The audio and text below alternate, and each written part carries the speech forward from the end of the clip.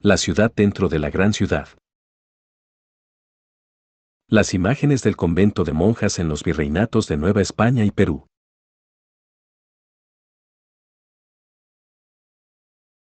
La descripción de las ciudades virreinales en términos de grandes urbes dominadas por un número sorprendente de iglesias y conventos ha sido una imagen visual y literaria muy frecuente.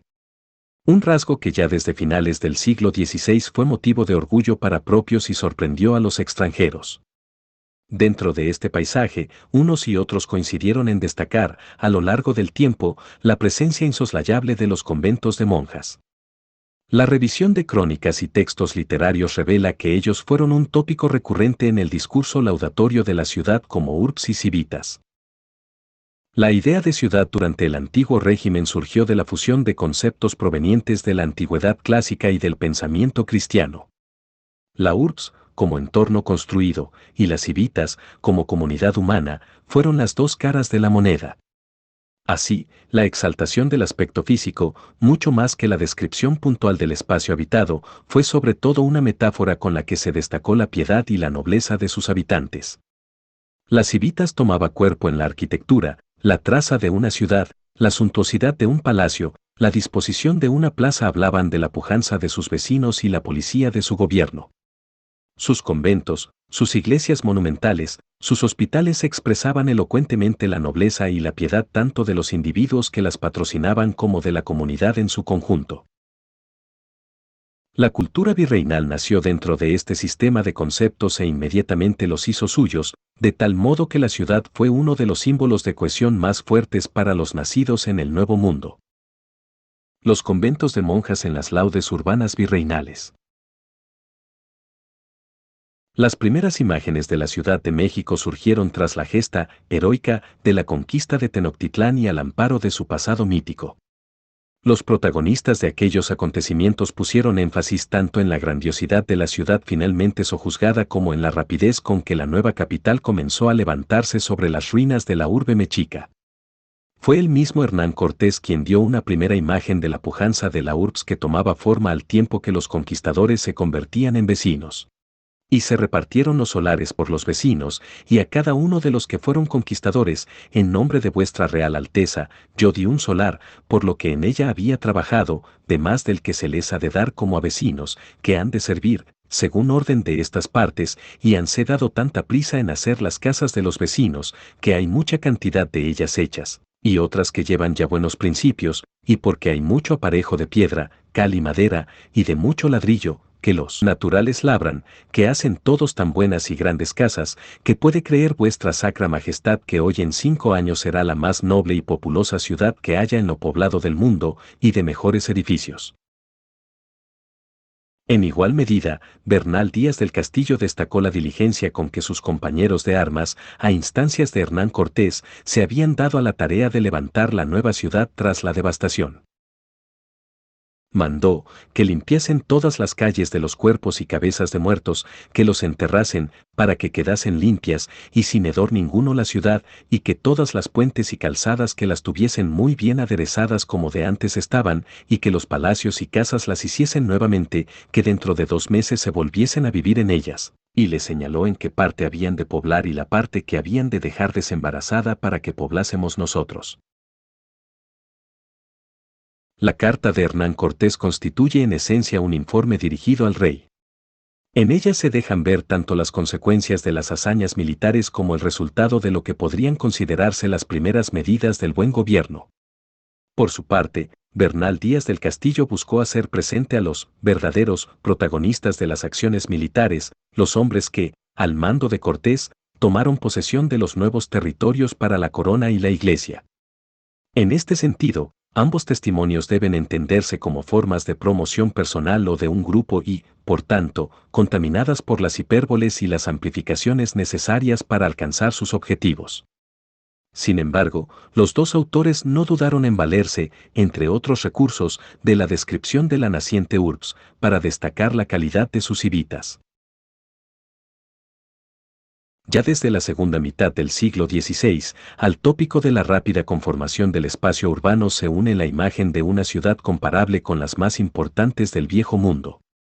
Un viajero inglés, de paso por la capital novohispana, no dudó en destacar, con evidente asombro, la ciudad va muy deprisa en edificar conventos de monjas y frailes e iglesias y lleva traza de ser con tiempo la ciudad más populosa del mundo, según se cree. De tres tópicos frecuentes en los discursos modernos de la Laudatio Urbis se sirvió el viajero, la dimensión presente y, sobre todo, futura de la capital, sus iglesias y, en igual medida, sus conventos de frailes y monjas. Posiblemente haya sido Francisco Cervantes de Salazar, a mediados del siglo XVI, uno de los primeros hombres de letras en celebrar la riqueza arquitectónica de la Ciudad de México como expresión de la jerarquía de sus civics. En el Diálogo segundo de su obra México en 1554, tres paseantes recorren el cuadro central de la capital novohispana. Los personajes siguen un itinerario diseñado en función de una descripción de la ciudad, sus edificios, sus instituciones y sus vecinos. Llevemos a pasear por México, cual nuevo Ulises, a nuestro amigo, para que admire la grandeza de tan insigne ciudad. Estamos ya en la plaza, no recuerdo ninguna, ni creo que en ambos mundos pueda encontrarse igual. ¡Qué adornada de altos y soberbios edificios! De manera puntual, Cervantes de Salazar se refirió a la singularidad de la traza de la joven capital y comparó sus edificios con los de la Roma clásica y los de la floreciente Toledo. Destacó la amplitud de la Plaza Mayor y sus portales, sus acequias, sus suntuosos palacios, su universidad, recién fundada, los grandes conventos de frailes y las bucólicas fincas suburbanas. De tal forma que, a solo 30 años de su fundación, México aparecía como una ciudad centenaria. Aún más, en su descripción de la capital novohispana no olvidó destacar, este es el monasterio de las vírgenes consagradas al Señor. Saludemos la imagen de Nuestra Señora, colocada sobre la puerta. Así, en el recorrido, la primera comunidad de monjas de clausura se consideró un hito digno de mención que, como otros edificios significativos, servía para realzar la dignidad de la capital y sus vecinos. Poco después, el mismo Cervantes de Salazar volvió sobre el tópico de las religiosas en el contexto de otra descripción de la ciudad. Esta vez para señalar el rápido crecimiento de aquel primer convento, elogiar la calidad de sus miembros, comparándolo con los castellanos, y hacer hincapié en la construcción de su nuevo edificio. Hay de la otra parte en la población de los españoles un monasterio de monjas de la Madre de Dios, que aunque el edificio no es señalado, en el número de monjas y en la bondad y observancia de la religión y calidad de sus personas es tan célebre como algunos de los nombrados de Castilla, porque en él hay muchas monjas, las más de las hijas de hombres principales. Comienza ahora otra casa cerca de esta, donde se mudarán para tener el templo y morada que conviene. Décadas más tarde, las religiosas también fueron un tópico destacado en la obra de Bernardo de Balbuena. En ella, los conventos de monjas y sus iglesias fueron considerados una parte significativa del paisaje urbano y un signo de la opulencia de la ciudad, al tiempo que una prueba evidente de la calidad de sus vecinos. Así del gran concierto y policía de esta insigne ciudad nace el tesoro de la heroica virtud que encierra y cría. Jerarquías de humanos serafines, que en celestial clausura y vidas santas buscan a Dios con soberanos fines. La gran clausura de la Virgen Clara, que cierra una ciudad dentro en sus muros y un cielo en su virtud y humildad rara. Por tanto, cada una de las 10 comunidades que por entonces existía en la ciudad no fue menos digna de encomio que las poderosas órdenes masculinas. La jerarquía de sus edificios y la posición de sus moradoras funcionaron como figuras retóricas muy elocuentes para subrayar la grandeza mexicana. Sin embargo, la presencia reiterada de las monjas en las laudes urbanas no parece ser un rasgo exclusivo de los primeros panegiristas novohispanos. Ellas fueron un tópico recurrente cada vez que se buscó construir una imagen de las ciudades virreinales como locus de civilización y símbolo de identidad regional en distintos puntos del imperio de ultramar. Un claro ejemplo, en este sentido, fue Lima. Fundada ex novo en 1535 y convertida en capital del Virreinato del Perú en 1543, comenzó a crecer con rapidez a partir de la década de 1560, según se afianzaba su función como corte virreinal y como centro administrativo, y se convertía en un enclave mercantil estratégico vinculado al puerto del Callao. Si bien las primeras descripciones no la destacan como una ciudad trazada con especial orden, en ella ya sobresalían sus edificios más representativos, la catedral, las parroquias, los conventos de frailes y, por supuesto, los primeros conventos de monjas. De tal modo que ya Felipe Guamán Poma de Ayala utilizó algunos tópicos tradicionales de la Laudatio Urbis para mostrar una imagen civilizada del Nuevo Mundo y, entre ellos, enumeró los conventos de monjas de la ciudad de Lima y los destacó como ejemplo de orden y buen gobierno. A lo largo del siglo XVII, el lugar de las comunidades de monjas dentro de los discursos de exaltación del orgullo cívico conservó su vigencia. Así, las descripciones de las grandes ciudades del Virreinato del Perú y de la Nueva España incluyeron una mención especial a sus conventos de monjas. Por ejemplo, Antonio Vázquez de Espinosa y Agustín de Betancourt enumeraron escrupulosamente los conventos de la ciudad de Lima y México, describieron los aspectos más notables de sus edificios y con detalle elogiaron la nobleza de los linajes fundadores de cada institución y la piedad religiosa de sus moradoras. En particular, Fray Diego de Córdoba construyó una imagen de Lima a partir de una cuidadosa comparación con las grandes ciudades del Viejo Mundo. Cada una de ellas ejemplificaba las virtudes de Lima y, en conjunto, eran un espejo donde el orgullo cívico de la cultura criolla naciente encontraba un parangón. No tiene Lima que envidiar las glorias de las ciudades antiguas, porque en ellas se reconoce la Roma santa en los templos y divino culto, la Génova soberbia en el garbo y brío de los hombres y mujeres que en ella nacen, Florencia hermosa por la apacibilidad de su temple, Milán populosa por el concurso de tantas gentes como acuden a ella, Lisboa por sus conventos de monjas, música y olores, Venecia rica por las riquezas que produce para España y liberal reparte a todo el mundo, Bolonia pingüi por la abundancia del sustento, Salamanca por su florida universidad, religiones y colegios. Cada tópico de la Laudatio Urbis está representado por una ciudad emblemática, la magnificencia arquitectónica, las bondades del clima y la abundancia de sus recursos naturales, la riqueza y la prosperidad, la calidad, piedad y sabiduría de los habitantes y, no menos importantes, sus conventos de monjas. Ahora bien, de forma paralela, el discurso de la Laudatio Urbis se expresó además por otros medios. Las imágenes visuales de la Ciudad de México creadas durante el siglo XVII, por ejemplo las plantas y las vistas realizadas por Juan Gómez de Trasmonte en 1628 o la vista de la ciudad del reverso del Biombo de la Conquista, asentaron con escrupulosidad informativa los monumentos que encarnaron el orgullo cívico. Con igual énfasis se registraron detalles topográficos, se destacó la regularidad de la traza y la importancia de la catedral, se consignaron las parroquias, los edificios de las órdenes religiosas y se informó con igual detalle el nombre y la ubicación de los 14 conventos de monjas. Asimismo, el plano de Lima publicado por Francisco de Echave y Azu puede interpretarse como una Laudatio Urbis visual.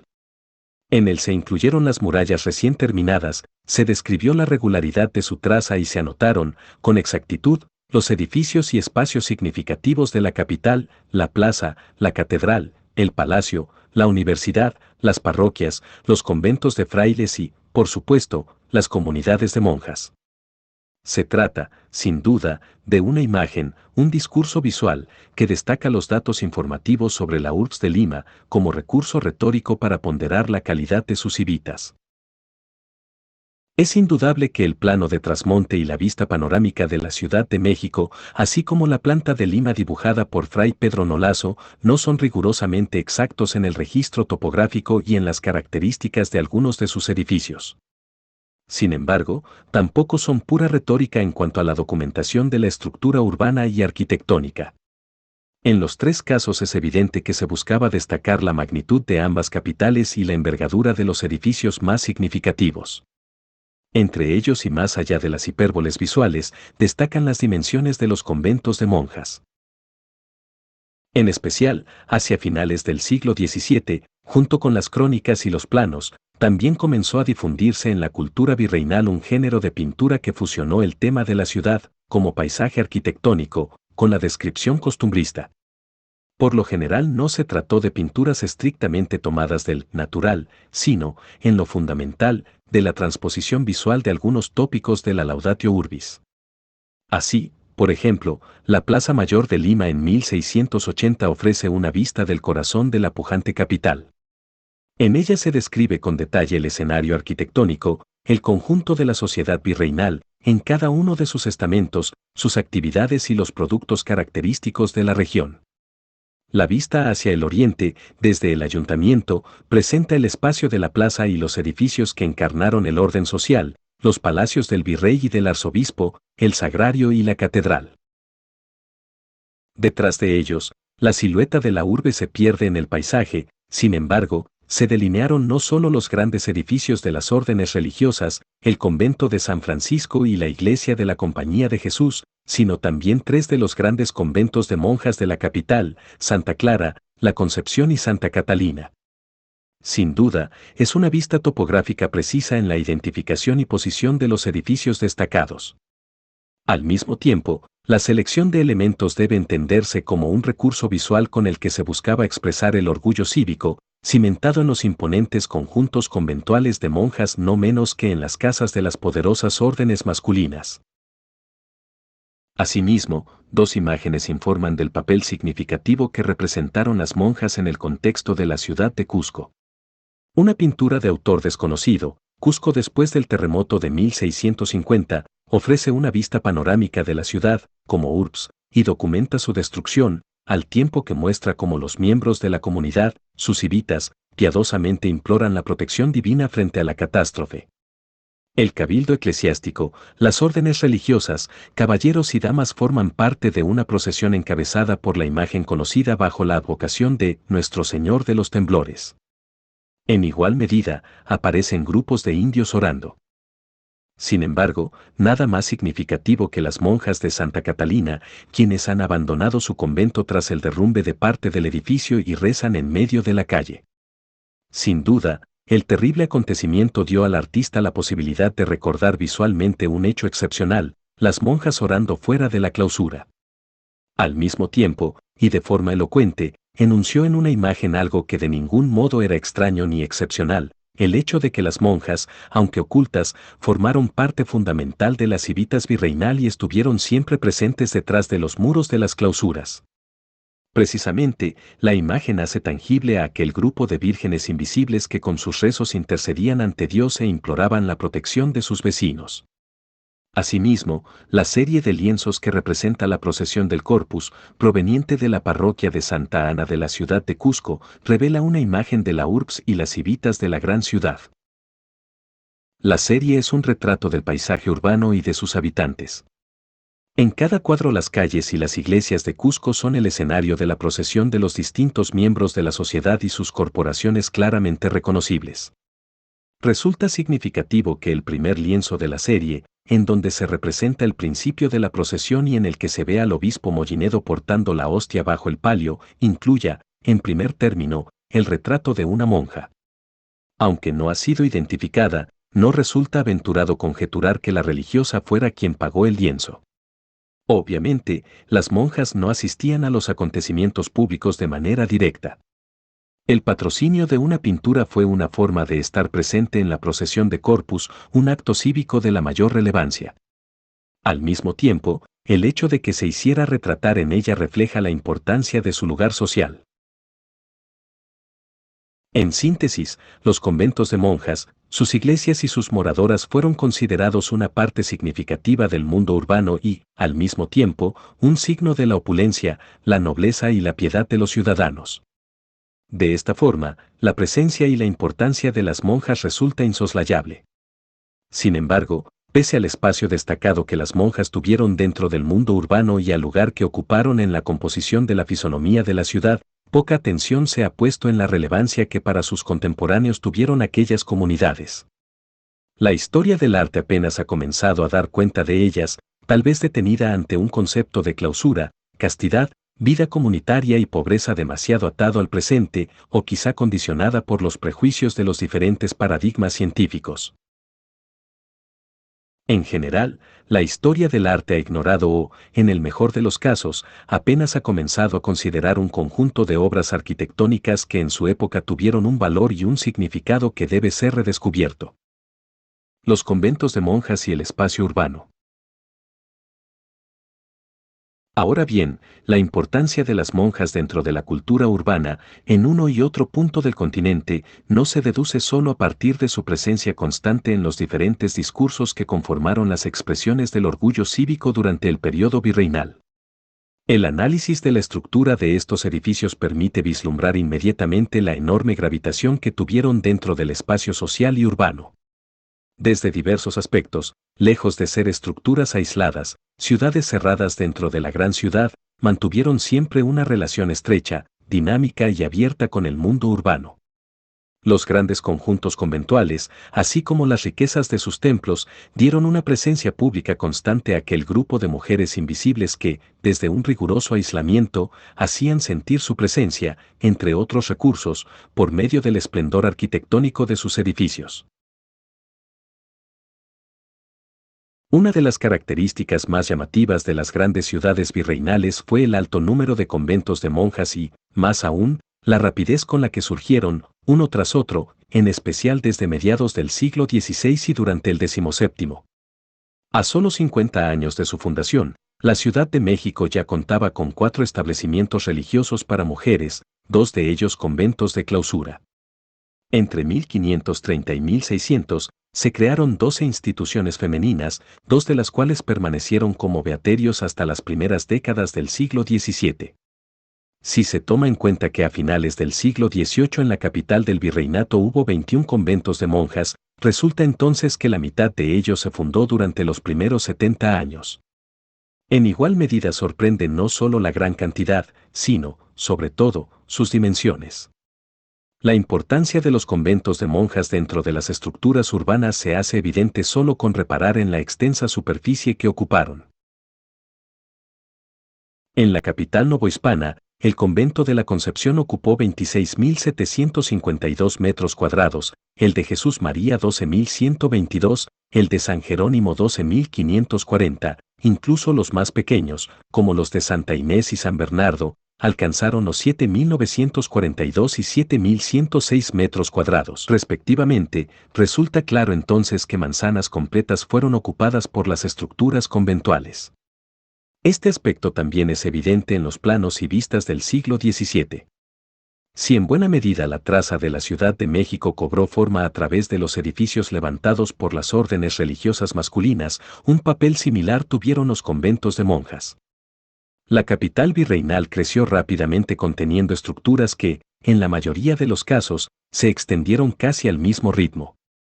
Esos enormes conjuntos absorbieron superficies considerables de suelo dentro de la traza, señalaron calles, dieron origen a espacios públicos, como plazas o fuentes, y definieron con su presencia vecindarios completos. Otro tanto sucedió en Lima. La capital peruana llegó a tener un total de 13 conventos de clausura. Los primeros 6 se fundaron entre mediados del siglo XVI y las primeras décadas del XVII. En particular, sobresale la extensa superficie que ocuparon.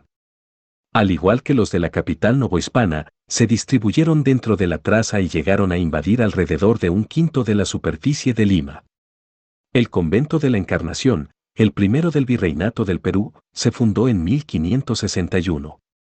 De acuerdo con el testimonio de Bernabé Cobo, en grandeza de sitio hace ventaja este monasterio a todos los otros de monjas de esta ciudad, porque coge una isla de 2,5 cuadras en largo, dentro de la cual es tanta la cantidad de edificios que hay, que parece un pueblo formado. En 1573, solo 10 años más tarde, surgió el convento de la Concepción, que ocupó 1,5 cuadras. La Santísima Trinidad, ubicado al igual que la Concepción a solo 3 calles de la Plaza Mayor y, de acuerdo con Cobo, en la mejor zona de la ciudad, rápidamente había adquirido e incorporado a la clausura todas las casas de la cuadra. Un poco más grandes fueron los conventos de Santa Clara y Santa Catalina, cada uno de ellos alcanzó una superficie de más de 1,5 manzanas. Similares dimensiones tuvieron los 2 conventos grandes de Cusco. Santa Clara ocupó una extensa manzana junto al convento de San Francisco y Santa Catalina se levantó en un vasto predio a 2 calles de la catedral. Igualmente dilatado fue el convento de Santa Clara de Arequipa, cuyo crecimiento entre los siglos XVII y XVIII determinó una extensión de 20.426 metros cuadrados, casi tan grande como el de la Concepción de México. De este modo, los conjuntos conventuales crecieron dentro de las grandes ciudades virreinales y sustrajeron con rapidez vastas porciones del espacio habitable. Tan es así que, en las ciudades virreinales de cierta importancia, ya desde el comienzo del siglo XVII, resultaba difícil caminar sin toparse con los muros de las clausuras de monjas y con sus iglesias. En consecuencia, los conventos de monjas, insertos de manera vital dentro de la ciudad, también fueron en sí mismos pequeñas ciudades. Ciudades físicamente cerradas, pero profundamente unidas al espacio urbano. Las ciudades dentro de la gran ciudad desde el interior. Resulta fácil comprobar cómo la disposición y la historia constructiva de los conjuntos conventuales los asemeja, en determinados aspectos, a una estructura de tipo urbana. Más allá de diferencias particulares, es posible observar una disposición general y una historia constructiva similares presentes en estos edificios, tanto en el Virreinato de Nueva España como en el de Perú. Algunos ejemplos pueden citarse en las ciudades de México, Lima, Cusco y Arequipa. El convento de San Jerónimo de la Ciudad de México, fundado en 1585, lejos de responder a una traza, fue conformándose a medida que su comunidad crecía. Su estructura presenta una disposición rectangular en la que es posible reconocer dos sectores formal y funcionalmente diferenciados, el núcleo conventual y la zona de celdas. El núcleo conventual, ubicado sobre el perímetro norte-oriente de la manzana, reunió el templo y los espacios de uso comunitario, las porterías, el torno, los locutorios y, probablemente, la sala de labor, el dormitorio común y el noviciado. Este sector del edificio tomó forma a partir de la adaptación de parte de la extensa vivienda suburbana adquirida por los fundadores y en las sucesivas renovaciones realizadas entre finales del siglo XVI y durante el XVII, conservando sus rasgos fundamentales desde principios del siglo XVIII hasta mediados del XIX. En consecuencia, el núcleo conventual y la estrecha franja del perímetro poniente, destinada a los servicios y a una portería secundaria, ocuparon aproximadamente una cuarta parte de la superficie total. La zona de celdas, formada mediante la adición constante de unidades habitacionales de diferentes tamaños, se extendió sobre el sector centro-poniente del conjunto y ocupó alrededor de 3/4 partes de la manzana. La composición intrincada y densa fue consecuencia de un espacio que sufrió constantes modificaciones desde finales del siglo XVI hasta mediados del XIX. Sin duda, las características formales de ambas áreas y supervivencia dejan ver la importancia indiscutible que los espacios privados, las celdas, tuvieron en la vida conventual. La distribución del conjunto revela que la vida en común ocupó un espacio menor. En síntesis, resulta claro que, pese a los cambios y modificaciones parciales, el núcleo conventual y la zona de celdas se mantuvieron como sectores claramente diferenciados. Ahora bien, San Jerónimo no fue el único convento con esta disposición. Otros conjuntos de la Ciudad de México presentaron una historia constructiva y un ordenamiento similares. Por ejemplo, el convento de Jesús María, fundado también a finales del siglo XVI, tuvo una historia constructiva semejante a la de San Jerónimo y su estructura puede clasificarse dentro del mismo tipo. El edificio nació a partir de una propiedad urbana de considerables dimensiones ubicada en la esquina de la calle, por donde corría la acequia real, y la que iba de la plazuela de San Gregorio al Colegio de San Pablo, actualmente las calles de Jesús María y Corregidora. En este punto de la manzana, tras las primeras adaptaciones realizadas en la gran residencia, se concentraron las áreas de comunicación externa, los espacios destinados a la vida en común y el templo. En consecuencia, el lado sur y el oriente conformaron el perímetro asignado a la comunicación externa y en esta zona se concentraron los espacios destinados a la vida comunitaria. A espaldas de esta estructura se distribuyeron de forma abigarrada las celdas, tal y como sucedió en San Jerónimo. Sin embargo, San Jerónimo se fundó en una finca suburbana ubicada en el extremo sur de la traza, la zona menos desarrollada de la ciudad a finales del siglo XVI. Por el contrario, Jesús María se localizó a 2 calles de la Plaza Mayor, detrás del Palacio Virreinal y la Audiencia, por tanto, en un sector privilegiado, casi céntrico y, sobre todo, ya densamente edificado. Por consiguiente, a diferencia de San Jerónimo, cuya superficie comprendió la manzana completa desde el momento de su fundación y en donde las celdas dominaron con el correr del tiempo todo el espacio disponible, el conjunto conventual de Jesús María creció mediante la adquisición de las casas colindantes con este primer núcleo. En tanto que la comunidad aumentaba y con ello la falta de espacio para la construcción de celdas se convertía en un problema, las familias de las monjas adquirieron las propiedades vecinas al convento con el fin de levantar celdas. Un proceso similar puede reconocerse en la ciudad de Cusco. El convento de Santa Clara, fundado en 1551, nació a partir de una vivienda urbana comprada por el cabildo de la ciudad. El convento de Santa Catalina, la segunda institución de clausura para mujeres en Cusco, surgió cuando la comunidad de Nuestra Señora de los Remedios de la ciudad de Arequipa decidió trasladarse después de la erupción volcánica de 1600 y la subsiguiente serie de terremotos. Las religiosas de la nueva comunidad de Santa Catalina se establecieron en un espacio urbano con un elocuente sentido simbólico para la antigua capital del Imperio Inca.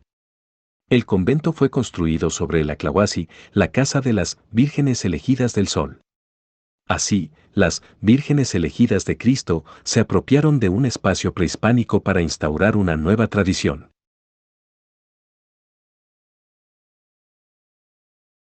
Resulta importante destacar que, a otro nivel, un proceso equivalente se produjo en México cuando primero Juan de Torquemada y más tarde Carlos de Sigüenza y Góngora se refirieron a las vestales mexicas que servían en los templos, reinterpretando el sentido de la virginidad en el mundo prehispánico. Santa Clara y Santa Catalina, al igual que los conventos de la Ciudad de México, se afianzaron y crecieron de manera vertiginosa durante el siglo XVII. En consecuencia, sus edificios cobraron forma en la medida que sus comunidades se desarrollaron demográfica y económicamente. En 1655, solo 5 años después del terremoto devastador, la comunidad de Santa Clara comenzó a construir un claustro nuevo que comportó una inversión significativa. Durante los mismos años, las monjas de Santa Catalina, cuyo claustro había sido destruido casi por completo, no solo comenzaron a reconstruir el edificio sino que aumentaron su superficie, al adquirir y agregar dentro de la clausura varias calles y casas adyacentes. Aunque hay abundante información documental sobre el convento de la Encarnación de Lima, el de mayor superficie y el más densamente poblado de la capital, poco se sabe acerca de su estructura. El conjunto fue demolido a finales del siglo XIX, cuando se emprendió una reforma sustancial que afectó el casco antiguo de la ciudad. Sin embargo, los testimonios de cronistas como Bernabé Cobo y Antonio Vázquez de Espinosa, entre otros, así como las vistas axonométricas del conjunto en los planos del siglo XVII, revelan algunas características generales de esta estructura. Puede conjeturarse que se trató de un vasto edificio conformado por un núcleo que concentró el templo y las áreas de uso común y una intrincada trama de celdas que hacían de él un pueblo formado, tal y como lo caracterizó Cobo. Probablemente el núcleo conventual se concentró en uno de los extremos del predio, en torno al templo, en tanto que las celdas se extendieron hacia el otro y cubrieron todo el espacio disponible. Tal fue el crecimiento de la estructura verdaderamente urbana del conjunto que, a mediados del siglo XVII, llegó incluso a contener un eremitorio dentro de ella. De acuerdo con el testimonio del cronista Agustino Bernardo de Torres, este espacio de retiro ocupó una superficie de 70 por 35 varas, o 58.5 por 29.26 metros, aproximadamente 1.700 metros cuadrados. Se llegaba a él por la calle principal del convento y estaba cercado por un muro de adobe para preservar su aislamiento, de este modo se le ponía a salvo de los ojos que iban y venían por la transitada calle conventual. En su interior contenía un santuario con capilla principal de 22 por 10 varas, o 18.4 por 8.36 metros, rodeado por 14 pequeñas capillas con 2 puertas, una orientada hacia el santuario y otra hacia el exterior. Destinado al retiro de las monjas, este espacio, cuya advocación era la Santa Cruz de Jerusalén, se dedicó en 1649. La construcción del recinto aislado dentro de la clausura respondió a la necesidad de crear un lugar de retiro para aquellas monjas que desearan llevar una vida religiosa de mayor rigor y recogimiento, al margen del trajín de una comunidad de vida particular. De este modo, en cierta medida, el enorme conjunto conventual fue capaz de contener dos formas de vida religiosa. Algo similar sucedió en el convento de Santa Catalina. Fundado en 1622, se edificó también de acuerdo con el testimonio de Bernabé Cobo, en una huerta que se compró en 9,000 pesos, al cabo de la ciudad, en términos de la parroquia de Santa Ana, en la cual parroquia caen también los conventos de las Descalzas y de Santa Clara. Tiene de sitio más de 2 cuadras, quedó inclusa dentro de él una devota ermita de Nuestra Señora de Loreto, que pocos años antes se había hecho, al modelo y medida de su original la Casa de Loreto de Italia. De esta forma, la comunidad se había adueñado de un espacio de devoción pública. Al igual que el convento de la Encarnación, su estructura estaba formada por una extensa trama de celdas y su tamaño y distribución remedaba, en tal medida, a una ciudad que podía contener espacios de devoción y recogimiento dentro de una estructura cuya función primordial, en teoría, era la reclusión religiosa. Probablemente, el ejemplo mejor conservado de este tipo de conventos en el Virreinato del Perú sea Santa Catalina de Arequipa. En él es posible reconocer con claridad un núcleo conventual destinado a la vida en comunidad, formado por templo, portería, locutorios y noviciado, entre otros, y la extensa zona habitacional ocupada por las celdas que se extendían sobre las 3/4 partes de la superficie total del conjunto. De esta manera, la distribución del espacio en Santa Catalina de Arequipa presenta una proporción muy similar a la del convento de San Jerónimo en la Ciudad de México. En igual medida, todavía se observa la intrincada red de calles y callejuelas que permitían circular por el conjunto, así como el ordenamiento de plazas, huertas y jardines. En consecuencia, a partir de los datos generales que se tienen sobre el proceso constructivo de estos conventos, es fácil reconocer que respondieron a un tipo de edificio similar al de los conventos novohispanos, una estructura compuesta por un núcleo, que concentró las áreas de uso comunitario, y una zona habitacional, destinada a las celdas. Sin duda, tanto en la Ciudad de México como en Cusco, Lima y Arequipa, el rasgo urbano característico de los conjuntos conventuales es la presencia de extensas superficies ocupadas por una densa trama de celdas. Tanto en el Virreinato de Nueva España como en el de Perú, ya hacia mediados del siglo XVII, la costumbre de que las monjas habitaran de manera privada en celdas se encontraba plenamente afianzada. Cuando se utiliza el término celda en referencia a los conventos de vida particular, tal y como se los conocía en Nueva España, o conventos grandes, como se les designaba en el Virreinato del Perú, se alude a una verdadera estructura habitacional.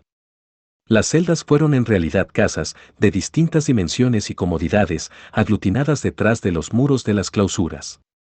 En ellas las monjas pasaban buena parte del tiempo, y en ellas transcurrían sus vidas, fuera de sus obligaciones religiosas. Es en este sentido que las zonas habitacionales de los conventos de San Jerónimo y Jesús María, de México, entre otros, así como los del Virreinato del Perú, estuvieron compuestas, en gran medida, por la adición de ese tipo de viviendas. Aún más, si bien las celdas, como parte del conjunto conventual, pertenecían a la comunidad de religiosas, su construcción y su uso formaron, en la práctica, parte del dominio de lo privado. En este sentido, y de acuerdo con la costumbre, las monjas no adquirían la propiedad, solo ejercían el usufructo de ella. En un primer momento, las celdas fueron construidas por las familias de las monjas profesas. Con el tiempo, a la muerte de sus dueñas, la comunidad ejercía el derecho de propiedad sobre las celdas para que pudieran adquirirlas las nuevas aspirantes. Así, una y otra vez el dinero ingresaba a las arcas conventuales.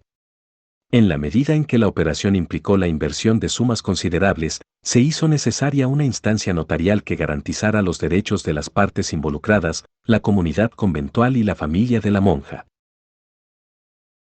El permiso para construir una celda o la aprobación para adquirir una que había quedado libre comportaba no solo la solicitud de la monja y su familia, sino el visto bueno de la comunidad y la opinión final de las autoridades eclesiásticas. Asimismo, la mayoría de los trámites requería inevitablemente la intervención de uno o dos arquitectos, ya se tratara de efectuar la vista de ojos y el avalúo de la celda en venta, ya se tratara del arquitecto, contratado siempre por la familia de la religiosa, que levantaría la nueva o intervendría en la reparación y remodelación de la que había quedado libre. De esta manera, tanto los protocolos notariales como los trámites eclesiásticos revelan cuán generalizada era la práctica, así como permiten reconstruir este espacio fundamental de la estructura arquitectónica de los enormes conjuntos y transparentan muchos detalles de la vida cotidiana dentro de la clausura. Numerosos registros documentales sobre las celdas de San Jerónimo confirman que sus disposiciones y tamaños eran muy variables, desde pequeñas unidades formadas por un cuarto con cocina, hasta celdas de 2 plantas, con varios cuartos, cocina, jardín, oratorio privado y azotea. Así, por ejemplo, a principios del siglo XVIII, Pedro de Arrieta, uno de los arquitectos más prolíficos de la ciudad y quien por entonces acababa de terminar la Basílica de Guadalupe, realizó el avalúo de una celda que deseaba adquirir, en el convento de San Jerónimo, el capitán Martín de Rojas y Amézola, para 2 hijas profesas. El arquitecto describió la distribución de la celda y sus materiales. De su declaración surge que se trató de una verdadera casa-habitación, cuya superficie cubría aproximadamente 140 metros cuadrados, solo en planta baja. Según Arrieta, se compone su vivienda por la parte de abajo de 2 cuartos, un patinillo y corral de gallinas, escalera que da paso a un corredor, con puerta que da entrada a 2 salas, con un corredorcillo que cae sobre dicho patinillo, un caracol de madera formada su casa con tablones de jalocote y los pasos de la subida de dichos tablones, y da paso dicho caracol a una sala alta y oratorio, una azotehuela con la mitad cubierta y la otra mitad descubierta, los techos de todo referido sobre maderas de cuartones, la pared maestra interior toda de piedra, que tiene de largo 20 varas que corre de oriente a poniente, con más 4 varas que se incluyen en el corralillo y patinillo, que son 24 en que está fabricada la dicha vivienda, y de ancho 7 varas entrando el grueso de la pared, con más un pedacillo de patio de 6 varas de largo y 6 de ancho en que está fabricada dicha escalera y corredor. La escalera con sus pasos de piedra de tenayuca sobre alfardas de madera de cedro o el corredorcillo con su cubierta de madera de cuartones, empedrado el pedacillo de patio de 6 varas, un hornillo de 2 varas y todo lo que a dicha celda toca y pertenece, habiéndole dado el valor y precio así al sitio, como a su fábrica y a todo lo arriba mencionado, hallamos vale cantidad de 1,500 pesos, y así lo juramos y declaramos por Dios nuestro Señor y la señal de la cruz, para que conste lo firmamos en México a 13 de noviembre de 1713 años. En igual medida, la información proveniente de las exploraciones arqueológicas realizadas en este convento confirman la existencia de un amplio conjunto de celdas con distinta distribución, comodidades y superficies. Uno de los ejemplos más notables es una celda de aproximadamente 230 metros cuadrados, solo en el primer nivel, formada por 5 cuartos de amplias dimensiones y 2 jardines. Posiblemente construida durante el siglo XVIII, esta gran residencia se encontraba en el corazón de la zona habitacional del conjunto. Casos aún más sorprendentes pueden documentarse en Jesús María. A partir de un plano levantado alrededor de 1775 por el arquitecto Francisco Guerrero y Torres, puede comprobarse que, durante el último cuarto del siglo XVIII, se habían construido 3 celdas que ocuparon una superficie total de casi 1,500 metros cuadrados. 2 de ellas tuvieron una disposición muy similar y cubrieron una superficie aproximada de 300 metros cuadrados. Cada una de estas verdaderas casas se componía de 3 habitaciones en la planta baja y 3 en la planta alta, distribuidas en torno a un patio, con escalera y azotea. Contigua a ella se levantó una extraordinaria celda de 2 plantas que cubría casi 1,000 metros cuadrados. Organizada en torno a un patio central, la celda tenía en la planta baja un zaguán de acceso, capilla, cocina, bodega, cuarto con placer y escalera de 2 tramos. En la planta alta, alrededor del claro del patio, 3 corredores daban acceso a 6 habitaciones, un cuarto para lavar y una azotea con arriates. De manera similar, los conventos de Santa Clara y Santa Catalina de Cusco también se formaron a partir de la adición de muchas de tales celdas. Algunas debieron ser realmente grandes y cómodas. Los documentos relacionados con la adquisición y la reparación de estas celdas ofrecen una imagen del edificio como una estructura urbana compuesta por una serie de casas con cocinas, patios, gallineros y, en algunos casos, hasta por varios cuartos. Así, Una gran parte de estos conjuntos conventuales podría asemejarse a vecindarios recorridos por calles y formados por la suma de unidades independientes de diversos tamaños y comodidades que, con frecuencia, los mismos documentos describen como casas. Al igual que en Nueva España, durante todo el periodo virreinal los documentos notariales confirman que las monjas de la ciudad de Cusco adquirían esas celdas de acuerdo a las posibilidades económicas de sus familias. Así, por ejemplo, los protocolos informan de una celda en el convento de Santa Catalina que contaba con despensa, horno y alacena, al mismo tiempo que dejan constancia de cómo en 1806 una monja próxima a profesar adquirió una casa bastante cómoda con 8 cuartos y su respectivo oratorio. A este respecto, los testimonios sobre los conventos de Lima no son menos abundantes. Al igual que en Cusco y en la capital novohispana, los conjuntos se formaron en la medida que las monjas profesas hacían construir sus celdas, las que, con el correr del tiempo, pasaron de generación en generación y de familia en familia. De este modo, en la práctica surgió un verdadero mercado de compraventa de propiedades dentro de los conventos. Por ejemplo, en 1620, Francisco Ramos Galván, prominente juez de la audiencia, decidió regalar una celda a sus 3 hijas próximas a profesar en el convento de la Santísima Trinidad de Lima. Con este fin, por la nada despreciable suma de 1.200 pesos, compró un solar dentro de la clausura donde se construiría la vivienda. En ella habitarían por el resto de sus vidas las 3 hermanas, además de la correspondiente servidumbre. Al respecto, ningún ejemplo resulta más elocuente que el convento de Santa Catalina de Arequipa. En él todavía se conserva gran parte de las casas de distintos tamaños que formaron la gran zona habitacional, la cual contiene desde pequeñas casitas de 2 cuartos hasta viviendas de 4 o 5 habitaciones con patio y azotea. Algunas de ellas todavía tienen el escudo familiar de sus habitantes labrado en la puerta de acceso principal. En síntesis, la estructura arquitectónica de los conventos transparenta la complejidad, tanto como la riqueza y variedad de la vida conventual en uno y otro punto del Imperio español. En primer lugar, resulta claro que, en términos de proporción y distribución, los espacios comunes fueron marcadamente menores respecto a los espacios privados dentro de los conjuntos. Las celdas ocuparon las áreas más extensas de los edificios. En segundo lugar, dentro de esos espacios, formal y funcionalmente privados, las religiosas comían, dormían y pasaban su tiempo libre, en definitiva, en ellos transcurría una parte considerable de sus vidas. La costumbre de que varias mujeres de una misma familia, por razones no solo religiosas sino sobre todo socioeconómicas, profesaran y habitaran en una misma celda dio origen a las familias conventuales. Las celdas no solo establecieron círculos afectivos, como ámbitos domésticos y privados, también abrieron paso a diferentes hábitos alimenticios, comodidades cotidianas y formas de vestir que serían las normas religiosas. Aún más, de acuerdo también con el rango social y las posibilidades económicas de sus moradoras, en estas casas convivían mujeres de estado religioso y laicas. Las monjas contaron con esclavas y sirvientas y, en algunos casos, alojaron a parientas más o menos cercanas que, por distintos motivos, se encontraban desamparadas.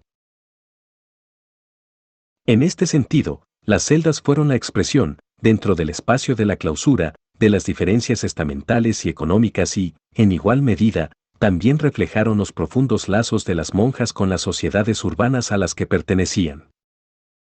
Estas familias conventuales surgieron desde la fundación de las comunidades y la práctica perduró hasta las primeras décadas del siglo XIX. En algunos casos, los clanes fundadores mantuvieron su cohesión durante varias generaciones, en otros, surgieron a partir de la profesión de varias mujeres emparentadas por lazos consanguíneos directos, pero en todos la celda, como espacio privado, fue la base física en que tomó cuerpo un complejo conjunto de prácticas cotidianas que, en muchos sentidos, rebasaron al conjunto de normas eclesiásticas instituidas por reglas, constituciones y preceptos pastorales. En uno y otro punto del imperio, durante todo el periodo virreinal, se multiplicaron los ejemplos que confirman una tradición establecida en la práctica. El convento de San Jerónimo de la Ciudad de México fue fundado por los Guevara Barrios, descendientes de una hermana de la primera mujer de Hernán Cortés y de uno de los más poderosos encomenderos del siglo XVI. Los hermanos Isabel y Juan de Guevara invirtieron una suma considerable en la compra de la extensa propiedad y dotaron a la nueva institución. En ella ingresaron no solo doña Isabel, quien fue priora, sino sus 3 hermanas. Años más tarde, profesaron también al menos 2 mujeres pertenecientes a ramas colaterales de la familia. En igual medida, a comienzos del siglo XVII el convento de la Encarnación de Lima alojó a 7 monjas de un mismo linaje, todas emparentadas en primer grado con los Garavito Illescas. 4 de ellas eran hermanas de doña Isabel de Illescas, una prominente señora de la sociedad limeña, casada con el doctor Francisco de León Garavito. A ellas se sumaron las 3 hijas del matrimonio. Las 7, más una serie de primas y parientes lejanas, vivieron dentro de la clausura de acuerdo a su rango social y económico. Sobre todo, tuvieron cómodas celdas vecinas, con sus esclavas y sirvientas, y conservaron sus lazos familiares y afectivos. Aún más, todo indica que, hacia finales del siglo XVIII, la costumbre continuaba vigente en ambas capitales. Así, en San Jerónimo, la marquesa de Selva Nevada contrató a Ignacio Castera, uno de los arquitectos más renombrados de finales del siglo XVIII, para que construyera una celda destinada a 2 de sus hijas. Sin duda se trató de una vivienda con capacidad suficiente para alojar al menos a 4 monjas, dado que, al momento de profesar, la primera hija de la marquesa hizo constar que la celda había sido pagada por su madre para ella, 2 hermanas y una sobrina, además de las mujeres de la familia que con posterioridad decidieran tomar estado en el convento de San Jerónimo. De manera similar, 4 hijas del general Juan de la Fuente Rojas disfrutaron de una de las mejores celdas del convento de Santa Catalina de Lima. En ella vivieron, además, 3 generaciones de sobrinas que quedaron a cargo de las religiosas hasta tomar estado, mientras no se les concertara un matrimonio apropiado o se arreglara su profesión en el mismo convento. No solo la estructura de los conventos virreinales transparenta que su vida interna fue rica en contrastes. La posibilidad de que las monjas dispusieran de este tipo de espacio habitacional se relacionó directamente con un modo de vida que, en muchos aspectos, se apartó de reglas y preceptos pastorales. Al vivir en núcleos familiares y disponer de rentas personales, las monjas reprodujeron el nivel de vida y las costumbres de sus casas paternas. Las dimensiones de las celdas, la comida e incluso detalles de coquetería en el vestir variaron de acuerdo con la posición de cada religiosa. Así lo atestiguan las visitas episcopales de los arzobispos de México y Lima durante el siglo XVII. Los autos que los prelados emitieron revelan la dicotomía que existió entre la norma y la práctica en la vida cotidiana de los conventos virreinales. La visita del arzobispo Fray Payo Enrique de Rivera a las comunidades bajo su jurisdicción durante 1673 permite reconocer algunos usos de los espacios conventuales. Así, por ejemplo, tras la inspección del convento de San Jerónimo y de otros de la capital novohispana, el arzobispo intentó controlar el uso de los locutorios y su función como espacio de abierta socialización. Al mismo tiempo, llamó la atención sobre ciertos problemas en el uso de los espacios comunes. Si bien resulta claro que en San Jerónimo, al igual que en el resto de los conventos de vida particular, se mantuvo una clara delimitación entre el núcleo conventual y la zona habitacional, Fray Payo detectó algunas irregularidades. Y porque conviene que las viviendas que son comunes a todas las religiosas como son dormitorio, sala de labor, nobiliado y enfermería, solo sirvan de aquellas cosas para que están destinadas, mandaba y mandó a dicha madre priora que es y en adelante fuere no permita que en ellas se haga habitación de ninguna religiosa particular, y que especialmente se observe lo referido en la enfermería y que no habiendo enferma en ella se cierre y guarde la llave la dicha madre priora, sin permitir cosa en contrario. De las recomendaciones de Fray Payo resulta claro que en muchos conventos el crecimiento de la zona habitacional amenazó al núcleo conventual. Sin duda, esto se relaciona con el aumento constante de la población, circunstancia que probablemente conllevó más de un problema. Si se considera que los conjuntos estaban confinados a los límites del predio, era casi imposible que la superficie disponible creciera de acuerdo con las necesidades. Así, puede conjeturarse que, a la menor distracción de los prelados, las monjas decidieran convertir los espacios comunes en celdas, sobre todo por la rentabilidad económica que esto implicaba. Los resultados de las visitas episcopales a los conventos de Lima muestran una situación muy similar. Los arzobispos una y otra vez amonestaron a las religiosas por el relajamiento general de la disciplina, el caos en los locutorios, las multitudes de esclavas y sirvientas que convivían libremente en las clausuras, el lujo de las celdas privadas, los entretenimientos no apropiados al estado religioso, el uso de joyas y accesorios mundanos sobre los hábitos y los excesivos gastos en la celebración de las fiestas conventuales, entre muchos otros problemas. La vida cotidiana que se hace visible en la arquitectura conventual fue diversa y compleja. Nada más elocuente que el testimonio de Sor Juana Inés de la Cruz. Lo que si pudiera ser descargo mío es el sumo trabajo no solo en carecer de maestro, sino de condiscípulos con quienes conferir y ejercitar lo estudiado, teniendo solo por maestro un libro mudo, por condiscípulo un tintero insensible y en vez de explicación y ejercicio muchos estorbos, no solo los de mis religiosas obligaciones, que éstas ya se sabe cuán útil y provechosamente gastan el tiempo, sino aquellas cosas accesorias de una comunidad, como estar yo leyendo y antojársele en la celda vecina tocar y cantar, estar yo estudiando y pelear dos criadas y venirme a constituir en juez de su pendencia, estar yo escribiendo y venir una amiga a visitarme, haciéndome muy mala obra con muy buena voluntad, donde es preciso no solo admitir el embarazo, pero quedar agradecida del perjuicio. Y eso es continuamente, porque como los ratos que destino a mi estudio son los que sobran de lo regular de la comunidad, esos mismos le sobran a las otras para venirme a estorbar, y solo saben cuánta verdad es esta los que tienen experiencia de vida común. De esta manera, la célebre monja novohispana enumeró las molestias cotidianas de la vida en congregación, señaló en qué medida ellas hacían del convento un lugar poco propicio para el estudio y, así, ofreció una pintura viva de la zona habitacional del convento de San Jerónimo. Si Sor Juana presentó, desde el interior de la clausura, a su convento como un mundo complejo y diverso, otros dos testimonios del siglo XVII revelan que, desde el exterior, sus mismos contemporáneos percibieron esas extensas estructuras como ciudades dentro de la gran ciudad. Refiriéndose al convento de la Encarnación en Lima, Antonio Vázquez de Espinosa señaló, la casa está bien fabricada y el sitio es tan grande, que si una criada se huye de su ama, pasan muchos días sin hallarla, porque tiene calles y barrios como un pueblo, de celdas tan cabales, como una casa con todos sus cumplimientos y oficinas. Una imagen similar brinda Carlos de Sigüenza y Góngora en la crónica del convento de Jesús María. Haciéndose eco del testimonio de la Madre Inés de la Cruz, señala que las monjas, en conventos grandes como el de Jesús María se pasan años sin que se hablen unas a otras.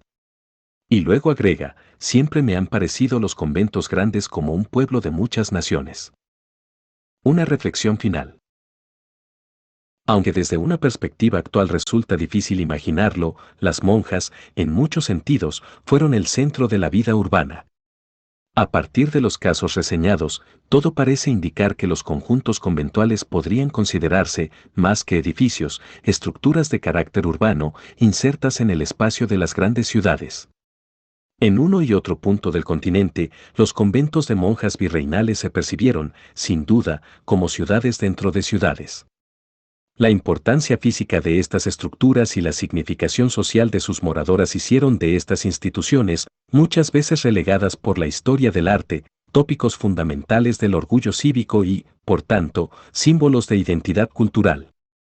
Si apenas se ha comenzado a explorar el tema de la arquitectura conventual femenina en los virreinatos de Nueva España y Perú, menos aún se han intentado visiones comparativas. Sin embargo, con solo poner en correlación, desde una perspectiva general, casos de una y otra parte del continente, surgen puntos de confluencia muy sugerentes, puntos de partida para comenzar a repensar las geografías histórico-culturales desde una perspectiva integradora.